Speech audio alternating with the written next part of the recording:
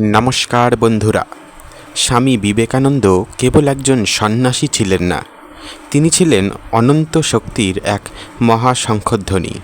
তার প্রতিটি বাণী যেন ঘুমন্ত আত্মাকে জাগিয়ে তোলার এক একটি মন্ত্র।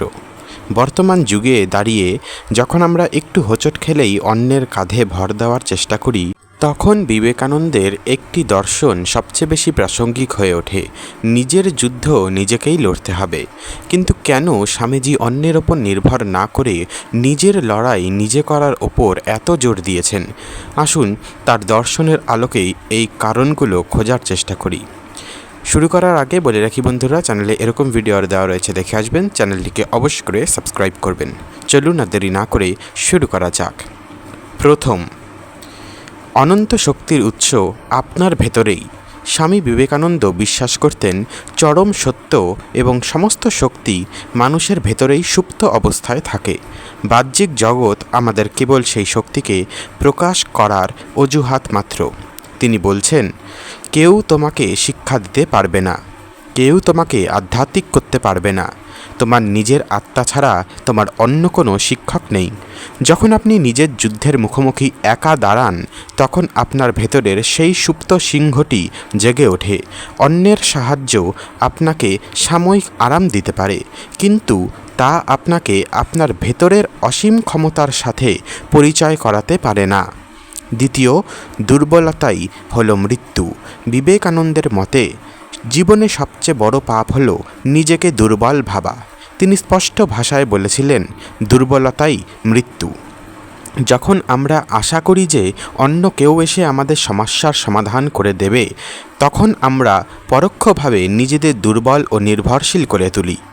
নিজের লড়াই যখন আপনি নিজে লড়েন, তখন প্রতিটি আঘাত, প্রতিটি ব্যর্থতা আপনাকে ভেতর থেকে ইস্পাতের মতো শক্ত করে তোলে। এই আত্মনির্ভরতাই চরিত্র গঠনের মূল ভিত্তি। তৃতীয়, অভিজ্ঞতা ও কর্মফল এড়ানো অসম্ভব। গীতার কর্মযোগের ওপর ভিত্তি করে স্বামীজি বিশ্বাস করতেন প্রত্যেক মানুষকে তার নিজের কর্মের ফল নিজেকেই ভোগ করতে হবে। আপনার জীবনের সংগ্রাম, আপনার মনের ভেতরের দ্বন্দ্ব বা বাইরের প্রতিকূলতা, এগুলো আপনারই পূর্বকর্ম বা বর্তমান পরিস্থিতির ফল। অন্য কেউ এসে আপনার হয়ে পরীক্ষা দিতে পারে না। ঠিক তেমনি অন্য কেউ আপনার জীবনের যুদ্ধ লড়ে আপনাকে জয়ী করতে পারে না। জীবনের শিক্ষাগুলো কেবল নিজে লড়াই করার মাধ্যমেই অর্জন করা সম্ভব। চতুর্থ, পরমুখপেক্ষিতা দাসত্বের শামিল। আমরা যখনই আমাদের সুখ, সাফল্য বা মানসিক শান্তির জন্য অন্য কোনো ব্যক্তির ওপর নির্ভরশীল হয়ে পড়ি, তখনই আমরা এক ধরনের মানসিক দাসত্ব বরণ করে নিই। বিবেকানন্দ চেয়েছিলেন এক স্বাধীন, নির্ভীক ও আত্মমর্যাদা সম্পন্ন জাতি। নিজের যুদ্ধ নিজে লড়ার অর্থ হল নিজের স্বাধীনতার ঘোষণা করা। কিভাবে লড়বেন এই যুদ্ধ? স্বামীজির দর্শন অনুযায়ী নিজের যুদ্ধ নিজে লড়ার জন্য তিনটি জিনিসের প্রয়োজন। প্রথম, আত্মবিশ্বাস, অর্থাৎ আমি সব পারি, এই বিশ্বাস বুকে রাখা। দ্বিতীয়, ভয়হীনতা, কোনো পরিস্থিতি বা ব্যর্থতাকে ভয় না পাওয়া। আর তৃতীয়, অধ্যাবসায়, হাজারবার পড়ে গেলেও আবার উঠে দাঁড়ানোর মানসিকতা। স্বামী বিবেকানন্দের এই কালজয়ী দর্শনের কথা বলতে গিয়ে এটাই বুঝি যে জীবনের যুদ্ধক্ষেত্র থেকে পালিয়ে যাওয়ার বা অন্য কারো কাঁধে বন্দুক রেখে লড়াই করার কোনো সুযোগ নেই। ঝড় আসবেই, কিন্তু সেই ঝড়ে বুক চিতিয়ে দাঁড়িয়ে থাকার নামই জীবন।